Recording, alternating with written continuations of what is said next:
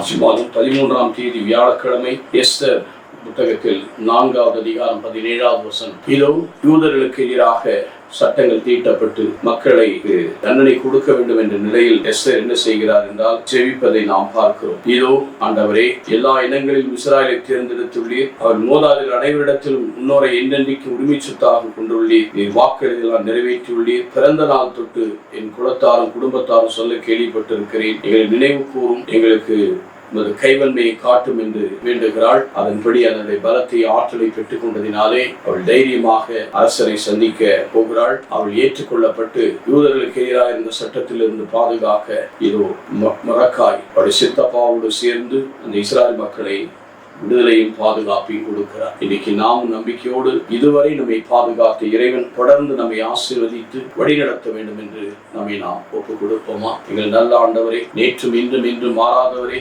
உடைய தெய்வீக அன்பினால் எங்களை ஆட்கொள்ளும். நீர் தொடர்ந்து ஆசீர்வதியும் நல்ல தகப்பனே. ஆமென்.